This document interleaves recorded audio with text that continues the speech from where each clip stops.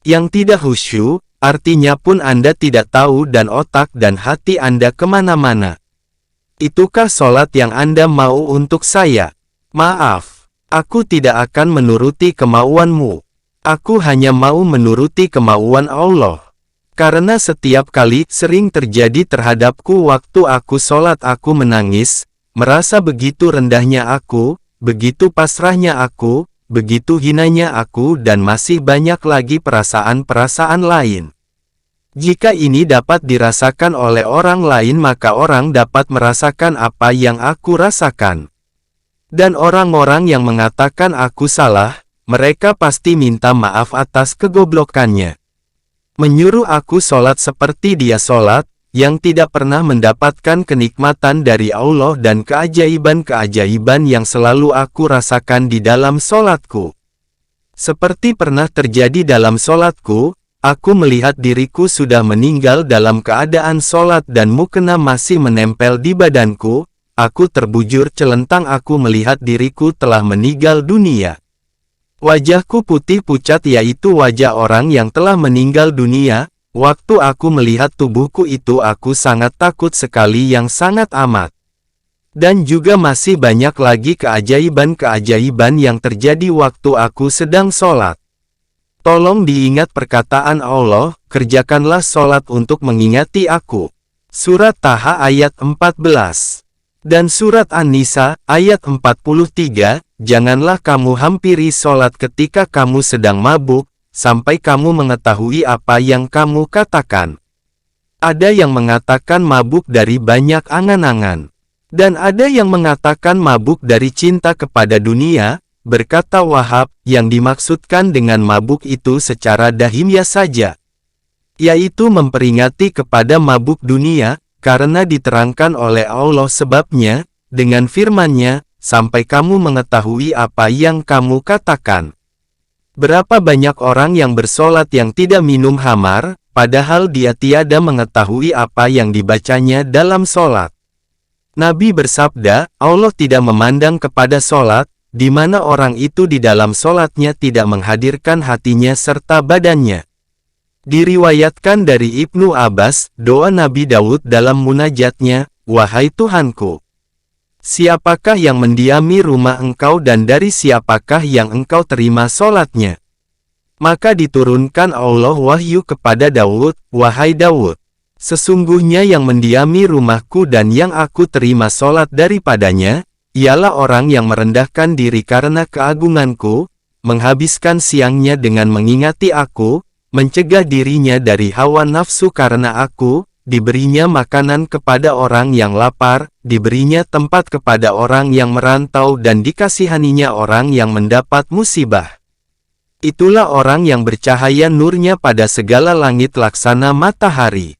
Kalau ia berdoa kepadaku niscaya aku terima dan kalau ia meminta kepadaku niscaya aku berikan, aku jadikan baginya di dalam kebodohannya, akan kasih sayang, di dalam kelalaiannya akan peringatan dan di dalam kegelapannya akan nur yang terang benderang. Dia dalam kalangan manusia, adalah laksana sorga Firdaus pada lapisan sorga yang tinggi, tiada kering sungainya dan tiada berubah buah-buahannya. Mulailah aku banyak membaca buku-buku agama yang berbobot seperti Imam Al-Ghazali dan Profesor Dr. Hamka. Buku-buku itu yang menuntun aku untuk lebih mendekatkan diriku kepada Allah. Setiap hari aku membaca Al-Quran dan aku banyak sekali belajar dari Al-Quran itu, bahkan Al-Quran itu lebih menambah keimananku kepada Allah daripada membaca buku yang lain. Benarlah apa yang dikatakan Imam Al-Ghazali, bahwa kita harus belajar membaca Al-Quran dan memahaminya dan setelah itu kita baru belajar buku-buku lainnya untuk memperluas wawasan kita tentang Allah. Cerita yang lain lagi terjadi. Ada lagi keajaiban yang aku alami, yaitu pada tanggal 14 April tahun 99. Jam 3.50 aku tahu jam dan tanggal karena aku langsung mencatatnya setelah selesai sholat. Dan aku bertanya kepada anak-anakku apakah yang kamu rasakan? Mereka menjawab, tidak merasakan apa-apa. Dan aku pun bertanya kepada pembantuku apa yang kamu rasakan. Mereka pun menjawab tidak merasakan apa-apa. Lalu aku ceritakan keajaiban yang baru saja aku alami. Waktu aku sholat asyar, aku merasakan bahwa Allah mencuci semua dosa-dosaku. Dari pertama sholat sampai akhir sholat aku menangis terus. Sulit aku lukiskan rasanya pada waktu itu yang begitu nikmat sekali dan juga aku memintakan untuk anak-anakku supaya terselamatkan dari cobaan dunia ini.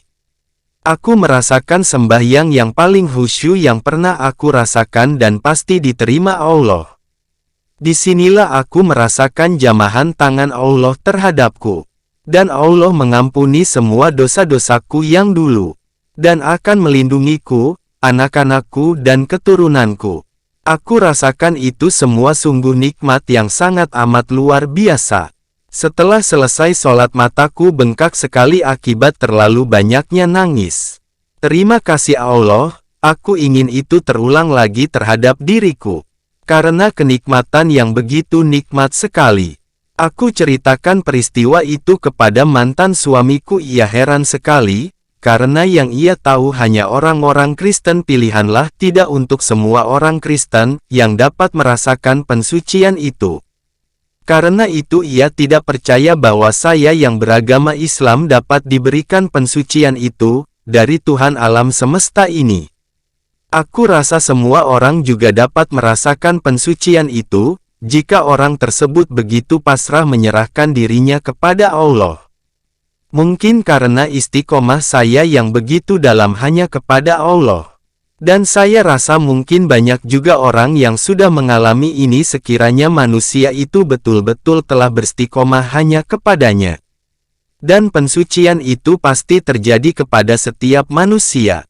Tapi belakangan ini ia percaya karena ia dapat melihat diriku dengan perubahan yang luar biasa, jauh sekali bedanya saya dulu. Ia melihat perbedaan dalam diriku yang begitu jauh sekali daripada aku yang dulu.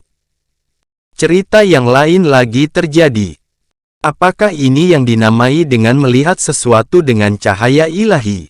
Karena aku waktu itu dapat melihat orang yang berbicara di TV dengan mengumbar hawa nafsunya, untuk mencari kedudukan di dunia yang fana ini. Aku dapat melihat dengan begitu jelasnya sifat-sifat manusia itu, yang sungguh menyedihkan sekali. Sampai-sampai keluarlah dari hatiku sebercak kata, sudah tidak ada lagi orang yang beriman tebal kepada Allah, dan memperdulikan akhirat. Sudah jauh sekali tersesatnya umat manusia. Mereka hanya mengingat dunia dan dunia itulah yang mereka pertaruhkan. Lalu TV itu meneruskan beritanya tentang seorang dokter ahli mata yang menemukan dapat mengoperasi kornea mata. Saya lupa cerita panjang lebarnya dokter itu. Ia mendapat penghargaan gelar Nobel. Dan di saat itu aku merasakan bahwa begitu sedikit sekali ilmu yang manusia peroleh. Jika aku melihatnya sekarang mungkin aku juga salut kepadanya karena kepandaian beliau, tetapi pada waktu itu entah kenapa beliau itu begitu kecil sekali. Orang-orang menghormatinya dengan serta-merta, tetapi mereka lupa bahwa Allah lah yang patut mereka hormati dan puja setinggi-tingginya. Bukan dokter itu yang hanya mendapat satu butir pasir dari lautan ilmu dunia yang luas ini. Yang sama sekali tidak ada artinya jika dibanding dengan ilmu Allah. Tapi kenapa manusia tidak mau dan enggan menyembah Allah dengan penyembahan yang sebetul-betul penyembahan, ketulusan hati, keikhlasan yang dalam, dan pasrah hanya kepadanya. Sedangkan manusia itu selalu butuh kepada Allah. Cerita yang lain lagi terjadi. Sore hari kurang lebih jam 4 saya melihat pohon bergoyang karena tiupan angin dan menimbulkan suara, satu sama lainnya saling bersahut-sahutan. Sungguh nikmat sekali aku merasakannya, aku tidak mengerti sama sekali bahwa tumbuh-tumbuhan berzikir dan bertasbih kepada Allah. Sampai aku menemukan ayatnya yang menyatakan demikian di dalam Al-Quran. Seluruh makhluk Allah bertasbih kepadanya. Subhanallah, Maha Suci Engkau Allah, yang menciptakan segala sesuatu luar biasa. Engkaulah Allah yang patut disembah. Tapi kenapa kebanyakan manusia enggan menyembahmu? Mereka lebih suka menyembah kepada dukun, atasannya, harta benda dan lain-lain. Perasaan itu memang dari Allah karena ada tertulis dalam surat 3 ayat 179, Allah tidak akan membiarkan orang-orang mukmin dalam keadaan seperti sekarang sehingga Dia menyisihkan yang buruk dari yang baik. Dan Allah tidak akan memperlihatkan kepadamu keadaan yang gaib akan tetapi memilih di antara rasul-rasulnya dan siapa yang Dia kehendaki. Maka berimanlah kepada Allah dan Rasul-Nya. Jika kamu beriman dan takwa maka bagimu pahala yang besar. Surat 4 ayat 174-175, Hai manusia, sesungguhnya telah datang kepadamu penjelasan yang terang dari Allah. Dan kami turunkan cahaya yang terang benderang. Adapun orang-orang yang beriman kepada Allah dan berpegang teguh kepadanya niscaya Allah akan memasukkannya ke dalam rahmat dan karunia-Nya dan menunjuki jalan yang lurus kepadanya. Jelaslah bahwa para rasul itu hanya memberi penjelasan bagaimana caranya mendekatkan diri kepada Allah. Karena perasaan-perasaan yang aku dapat itu seperti halilintar saja dan tidak dapat menetap dalam hati sanubariku untuk waktu yang lama. Jadi rasul-rasul itu memudahkan jalan kita untuk mendekatkan diri kepada Allah dan menikmati perasaan yang terus-menerus nikmat dekat dengannya. Dan rasul-rasul itu hanya sebagai guru bagi kita semua untuk mencapai kepintaran mendekatkan diri kepada Allah. Dan kita wajib mengikutinya, mempercayainya. Tapi jangan berlebihan sampai menyembahnya karena Allah tidak suka diduakan, syirik dan juga janganlah kamu membeda-bedakan rasul-rasul itu seperti umat Islam yang awam selalu melebihkan Nabi Muhammad dari rasul-rasul yang lain. Kristen yang awam melebihkan Nabi Isa dari rasul-rasul yang lain. Yahudi melebihkan Ilyas dari rasul-rasul yang lain. Lihatlah surat 4 ayat 150-151, sesungguhnya orang-orang yang kafir kepada Allah dan Rasul-Rasul-Nya dan hendak membedakan antara Allah dan Rasul-Rasul-Nya itu, dan berkata, kami mempercayai sebagian dan kafir kepada yang lain. Dan mereka bermaksud mencari jalan tengah. Mereka itulah yang kafir tulen. Kami menyediakan bagi orang-orang kafir azab yang berat. Dan surat 7 ayat 3, ikutilah apa yang diturunkan Tuhan kepadamu. Jangan sekali-kali kamu ikuti wali-wali pemimpin-pemimpin yang sesat selain dari Allah. Sedikit sekali kamu mengambil pelajaran. Jadi sadarlah hai manusia, bahwa rasul-rasul itu hanyalah pemberi peringatan dan penerangan bagi manusia. Keterangan ini banyak sekali terdapat di dalam ayat-ayat Al-Quran dan tidak ada satu ayat pun yang menyuruh menyembah para nabi, rasul itu. Seluruh makhluk hanya disuruh menyembah Allah saja, bukan selain daripada Allah. Surat 7 ayat 7, maka sesungguhnya akan kami kabarkan kepada mereka apa-apa yang telah mereka perbuat sedang kami mengetahui keadaan mereka. Allah memberikan hal-hal gaib atau wahyu kepada manusia biasa dan para nabi dan rasulnya karena Allah mengetahui setiap diri dengan sebenar-benarnya. Allah mengetahui isi hati setiap makhluknya. Cerita yang lain lagi terjadi. Tanggal 23 Juli tahun 2000 waktu aku sedang mendengarkan tafsir Al-Quran, aku mendapatkan hikmah yaitu surat 2 ayat 264, Hai orang-orang yang beriman. Janganlah kamu membatalkan sedekah-sedekah kamu dengan menyebut-nyebutnya atau yang menyakitkan hati, seperti orang yang menafkahkan hartanya karena ria dan tidak beriman kepada Allah dan kepada adanya hari akhirat.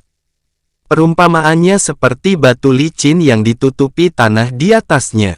Waktu ditimpa hujan lebat, batu itu menjadi licin kembali. Tidak satu pun yang dapat mereka peroleh dari usahanya. Dan Allah tidak memberi petunjuk kepada orang-orang yang kafir. Hujan adalah dapat menjadi rahmat atau laknat. Contohnya sedekah dengan ria, hujan lebat yang menyirami bumi lalu terjadilah banjir besar inilah laknat dari Allah. Rahmat adalah seperti hujan yang memberi kehidupan kepada semua makhluk Allah atau kemarau panjang maka datanglah hujan.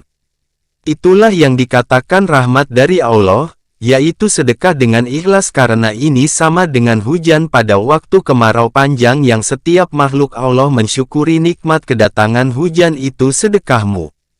Jadi jika Anda bersedekah janganlah mengharapkan imbalan. Bersedekahlah seperti Allah bersedekah kepada makhluknya. Dia tidak pernah mengharapkan imbalan walaupun makhluknya zolim. Surat 17 ayat 29, dan janganlah kamu meletakkan tanganmu terbelenggu pada kudukmu, jangan kikir dan jangan pula kamu terlalu mengulurkannya, boros jika kamu melakukan demikian nanti kamu akan menyesal dan tercela. Cerita yang lain lagi terjadi.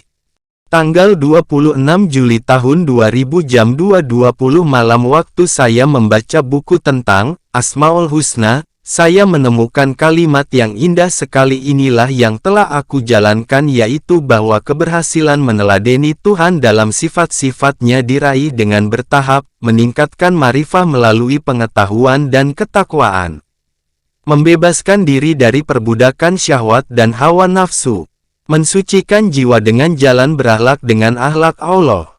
Dan juga mengatakan bahwa memang ada yang mengenal Allah dengan berbagai macam cara yaitu 1. Dan juga mengatakan bahwa memang ada yang mengenal Allah tanpa merujuk atau membaca lebih dulu kepada kitab suci, tetapi pengenalannya amat kurang. Karena pengenalan mereka hanya melalui nalar pengalaman rohaniyah. 2. Ada juga yang mengenal Allah melalui kemurahan dan kasih sayang Allah, ada juga yang melalui pengampunan dan pemaafan Allah. 3. Ada melalui murka dan pembalasannya. 4. Ada juga yang mengenalnya melalui ilmu, hikmah dan kebijaksanaannya atau ketelitian ciptaan dan pengaturannya. Nomor 1 dan 2 itulah yang aku alami. Itulah cara aku mengenal Allah. Semakin lama jiwaku semakin ingin selalu dekat kepada Allah dan aku sudah memutuskan diriku bahwa aku hanya ingin selalu dekat kepadanya begitu juga aku selalu meminta kepada Allah bahwa anak-anakku dan keturunanku agar supaya mereka selalu dekat kepada Allah dan Allah selalu menjaganya. Aku serahkan diriku dan diri anak-anakku dan keturunanku di dalam tangan Allah karena aku yakin betul kalau kami semua berada di dalam tangannya pasti kami semua selamat di dunia ini dan di akhirat. Amin. Setelah aku merasakan semua kenikmatan-kenikmatan itu, berkatalah hati ini, aku tidak mau lagi bekerja mencari uang. Seperti biasanya semua orang berkata bahwa aku salah total. Tapi aku masih ingat, hanya ada satu orang yang mendukungku yaitu si Jeffrey. Dialah yang menambah kekukuhan hati ini. Ia katakan sangat bagus sekali kalau kamu mau. Dan ia pun berkata sifat manusia tidak pernah merasa cukup. Jika kamu sudah merasa cukup itu sangat luar biasa sekali. Jarang orang di dunia ini yang merasa cukup. Pertahankanlah pendirianmu itu. Janganlah kamu mendengarkan apa kata orang, tapi dengarlah apa yang dikatakan hatimu itu. Mudah-mudahan Allah membalas atas kebaikannya si Jeffrey itu. Amin. Cerita yang lain lagi terjadi. Inilah 8 peraturan yang saya berusaha untuk menancapkannya di dalam diriku. 1. Aku tidak mau seperti jarum yang memberikan pakaian kepada manusia untuk menutupi tubuhnya sedangkan aku telanjang. Dan aku juga tidak mau seperti lilin yang menerangi kegelapan sedangkan aku habis terbakar. Aku hanya ingin seperti hujan, karena aku dapat memberikan sedikit nikmat kepada sebagian makhluk Allah. Allah telah mencurahkan kepadaku nikmat yang banyak sekali. Sedangkan curahan nikmat Allah terhadapku tidak akan pernah habis, tidak pernah putus karena Allah Maha Pemberi. Allah memberikan rezekinya kepada siapa saja, jadi aku harus memberikan sebagian nikmat kepada makhluk Allah. Dan Allah akan selalu menambah keberkahanku. Amin, ya Allah kabulkanlah doaku. 2. Saya menyediakan kebaikan sebagai kekasihku. 3. Saya menolak hawa nafsu, marah dari jiwaku. 4. Setiap kali saya memiliki sesuatu yang bernilai atau berkadar, saya hadapkan kepada Allah agar sesuatu itu kekal di sisinya lagi terpelihara. 5. Saya mengamalkan tentang takwa sehingga saya menjadi orang yang mulia di sisinya. 6. Saya meninggalkan dengki, saya menjauhi makhluk dan saya tahu bahwa bagian itu dari sisi Allah maka saya meninggalkan permusuhan dengan makhluk. 7. Saya memusuhi setan, dan saya bersungguh-sungguh dalam keberhati-hatianku terhadapnya karena Allah bersaksi bahwa setan itu musuh saya. Maka saya tinggalkan permusuhan dengan makhluk selain setan. 8. Saya melihat kepada makhluk, lalu saya melihat masing-masing orang dari mereka mencari serpihan dunia, harta benda dunia. Untuk itu ia menghinakan dirinya dan ia masuki sesuatu yang tidak halal baginya. Kemudian saya memikirkan firman Allah, tidak ada satu binatang melata pun di muka bumi melainkan atas Allah lah rezekinya. Maka saya mengetahui bahwasannya saya dari binatang melata yang atas tanggungan Allah lah rezekinya. Maka saya sibuk dengan apa yang diwajibkan atasku karena Allah, dan saya tinggikan sesuatu yang untukku di sisinya. Saya melihat kepada makhluk lalu saya melihat mereka seluruhnya berpegang kepada makhluk.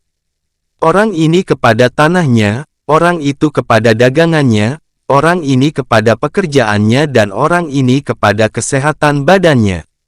Setiap makhluk itu berpegang kepada makhluk yang seperti dirinya. Maka saya kembali kepada firman Allah Ta'ala. Barang siapa yang tawakal, berserah diri, pasrah kepada Allah maka Allah lalu mencukupinya. Maka saya bertawakal kepada Allah dan Allah lah yang mencukupi saya untuk selama-lamanya. Amin, ya Allah kabulkanlah doaku ini. Saya tahu yang nomor 8 memang sulit difahami oleh kebanyakan manusia awam. Karena mereka tidak mau beristiqomah kepada Allah.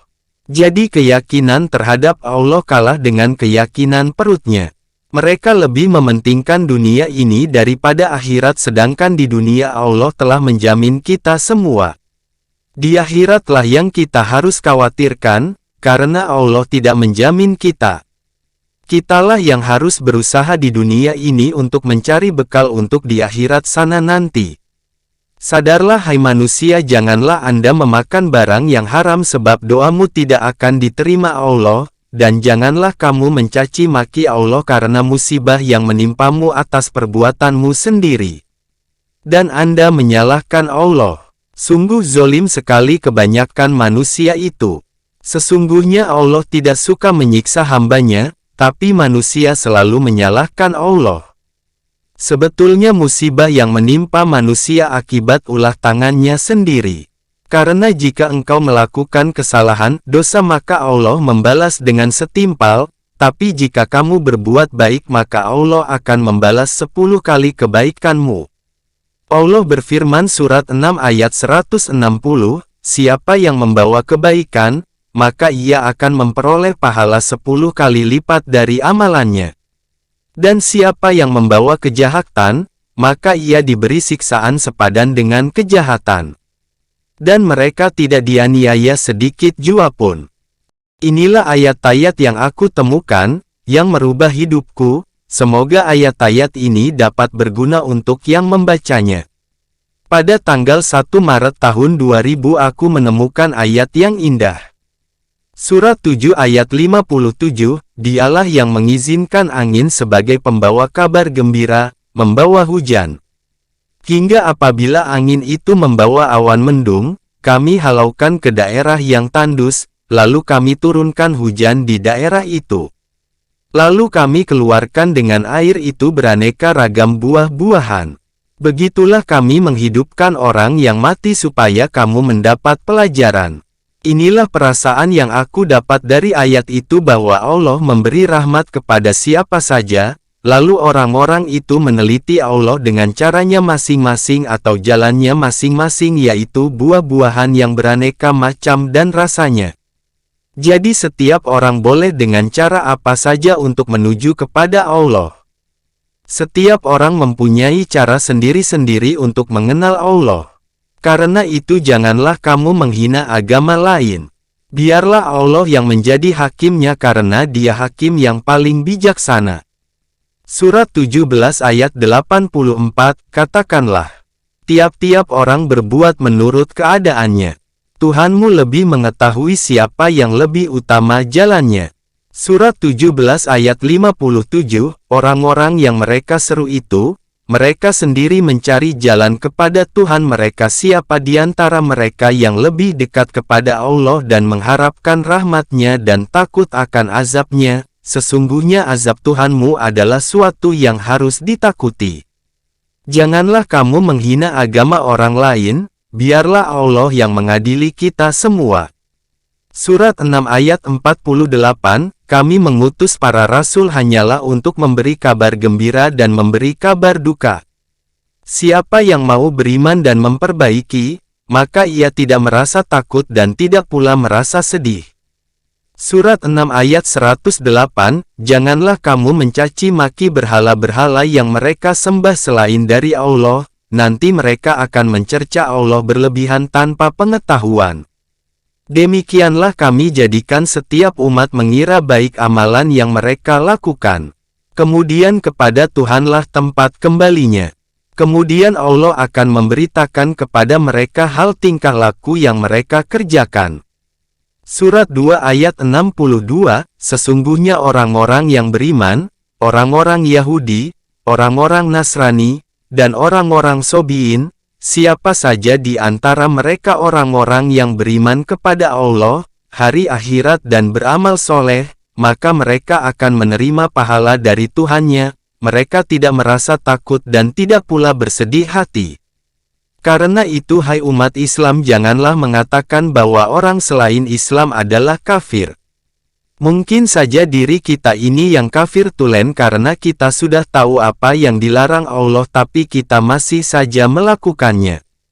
Contohnya lebih percaya kepada dukun, minum-minum alkohol, main perempuan, judi, sombong, dengki, ujub bangga terhadap diri kita terlalu berlebihan, suka menghina orang, suka membuka rahasia orang, tidak mau sholat atau mengundur-ngundur sholat dan lain-lain. Masalah pembagian zakat yang selalu mendapat hinaan dari orang-orang kafir. Surat 9 ayat 58, dan di antara mereka ada yang mencelamu tentang harta pembagian zakat. Jika mereka mendapat bagian mereka gembira dan jika mereka tidak diberi mereka mengomel. Ini digolongkan sebagai orang munafik. Jika kita bersedekah maka selalu saja mendapat hinaan dari orang.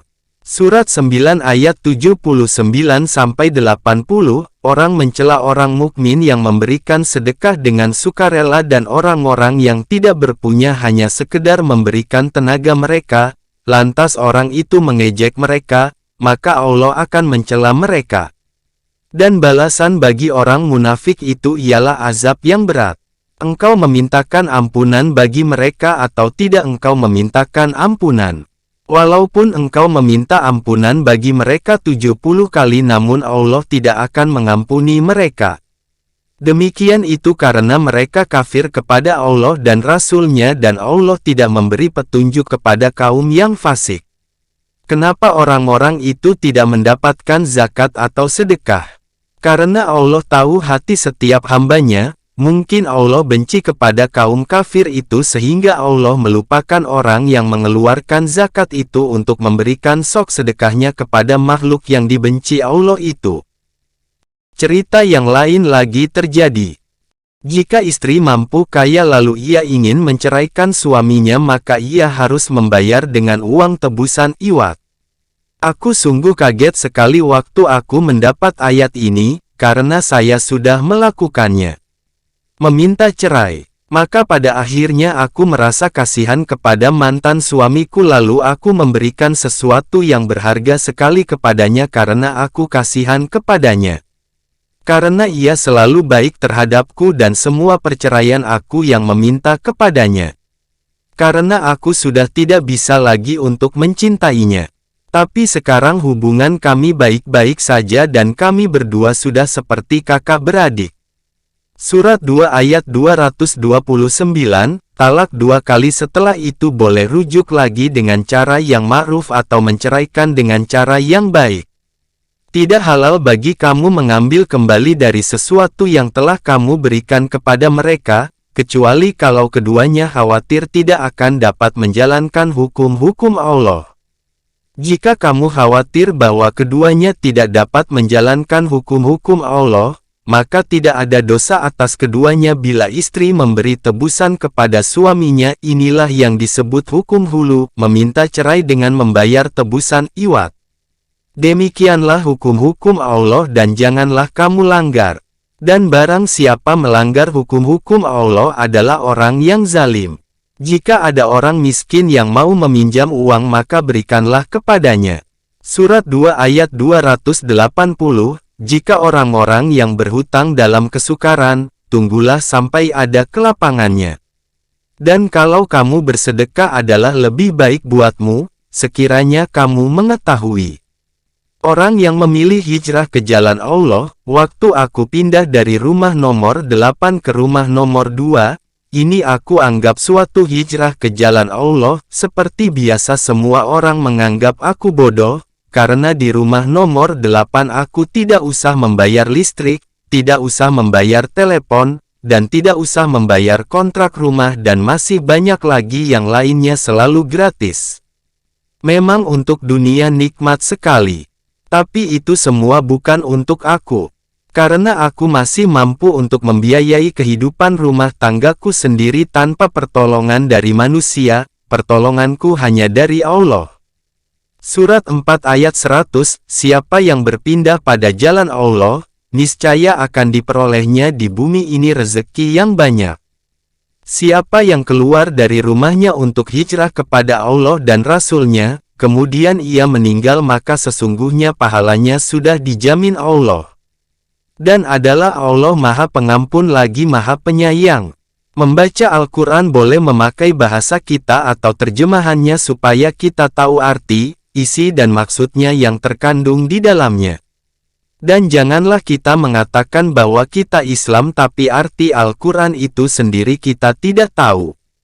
Maka kalau Anda ingin menjadi Islam yang benar haruslah mengerti isi Al-Quran itu. Surat 19 ayat 97, sesungguhnya kami mudahkan Al-Quran itu dengan bahasa engkau sendiri agar engkau memberi kabar gembira kepada orang-orang yang takwa dan memperingatkan orang-orang yang membangkang. Surat 14 ayat 4, dan kami mengutus setiap rasul dengan bahasa kaumnya, agar ia menjelaskan kepada mereka. Allah menyesatkan dan memberi petunjuk kepada siapa yang Dia kehendaki.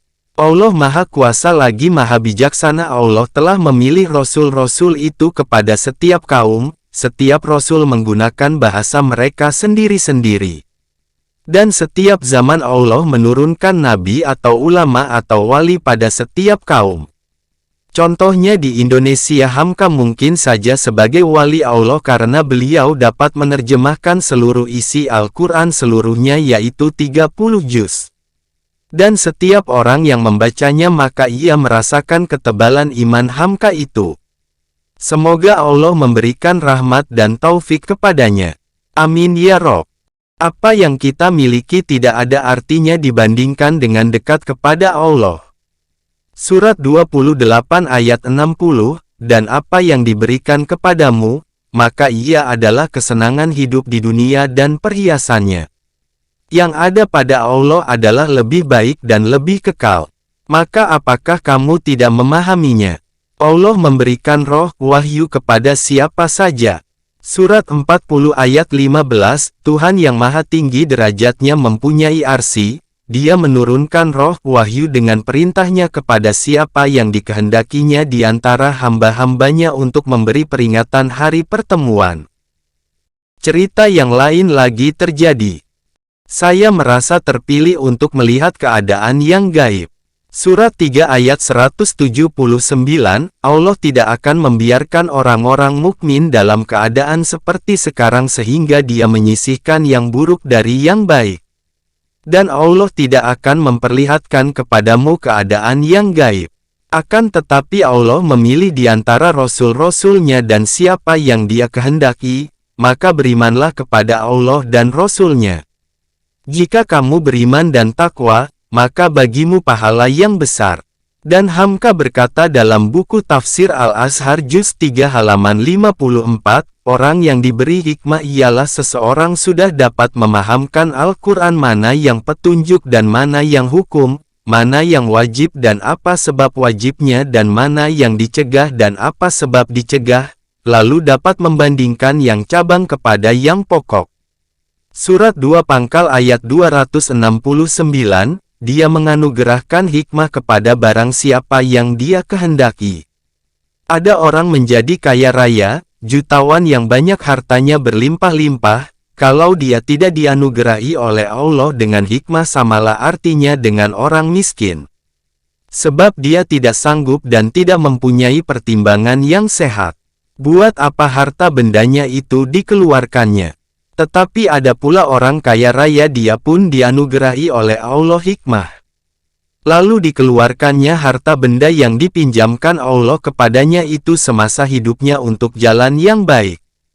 Imam Ghazali berkata dalam bukunya Ihya Ulumuddin, Nabi bersabda, tidak ada ini kecuali terhadap dua orang yaitu seseorang yang dianugerahi hikmah oleh Allah di mana ia menghukumi dengannya dan mengajarkannya kepada manusia, dan seorang yang dianugerahi harta lalu harta itu dibelanjakan dalam kebaikan. Cerita yang lain lagi terjadi. Kalau kamu punya perasaan tidak enak, sumpek maka langsung saja sujud kepada Allah atau berzikir. Surat 41 ayat 36, jika godaan setan datang kepadamu, maka berlindunglah kepada Allah, sesungguhnya Dia Maha mendengar lagi Maha mengetahui. Surat 9 ayat 118, dan terhadap 3 orang yang ditangguhkan mereka, hingga apabila bumi telah menjadi sempit bagi mereka, padahal bumi itu luas dan jiwa mereka pun telah sempit oleh mereka, serta mereka telah mengetahui bahwa tidak ada tempat lari dari Allah, melainkan kepadanya saja. Kemudian Allah menerima taubat mereka agar mereka tetap dalam taubatnya. Sesungguhnya Allah lah yang Maha Penerima Taubat lagi Maha Penyayang. Tapi yang sangat mengherankan adalah manusia butuh sekali kepada Allah, tapi justru manusia itu lari daripadanya. Itulah manusia-manusia yang bodoh. Karena kebodohannya maka mereka tidak tahu dan mau mencoba dekat kepada Allah, bahwa begitu nikmatnya dekat kepada Allah. Memang sulit untuk diterangkan nikmat itu. Maka cobalah berusaha mendekatkan diri kepadanya, nanti Anda akan dapat merasakannya. Saya melihat malaikat dan setelah beberapa lama barulah saya tahu bahwa di dalam Al-Quran ada tertulis. Surat 41 ayat 30, sesungguhnya orang-orang yang berkata Tuhan kami adalah Allah. Kemudian itu mereka teguhkan pendiriannya, akan turunlah kepada mereka malaikat-malaikat agar kamu jangan merasa takut dan jangan merasa duka cita dan gembiralah kamu dengan surga yang telah dijanjikan Allah kepada kamu. Surat 6 ayat 9, dan jikalau kami jadikan seorang malaikat tentu kami jadikan ia seperti pria. Dan tentu kami jadikan mereka akan tetap meragukan. Karena ayat inilah maka saya tahu, bahwa sudah banyak orang yang saya ceritakan tetapi mereka tetap tidak percaya. Lihat surat 2 ayat 3-10. Keterangan orang-orang yang telah mati suri lalu mereka menerangkan bahwa waktu menjelang mati itu sungguh sakit sekali. Setelah ia mati maka ia masuk ke dalam suatu corong. Dan di ujung corong itu nampaklah cahaya yang begitu terang sekali. Dan Al-Quran juga membuktikan adanya cahaya di ujung corong. Dan ini bukti bahwa kerasulan Muhammad. Mana mungkin beliau tahu soal ini kalau Allah tidak memberitahunya. Surat 24 ayat 35, Allah cahaya langit dan bumi. Perumpamaan cahaya sebuah corong yang di dalamnya ada pelita. Pelita itu di dalam kaca. Dan kaca itu seperti bintang yang bercahaya berkilau-kilauan yang dinyalakan dari minyak pohon yang diberi berkah, yaitu pohon zaitun yang tumbuh tidak di sebelah timur dan tidak pula di sebelah barat. Minyaknya saja hampir menerangi sekalipun tidak disentuh api. Cahaya di atas cahaya, Allah membimbing, menunjuki kepada cahayanya siapa yang Dia kehendaki. Dan Allah memperbuat perumpamaan-perumpamaan bagi manusia, dan Allah Maha mengetahui segala sesuatu.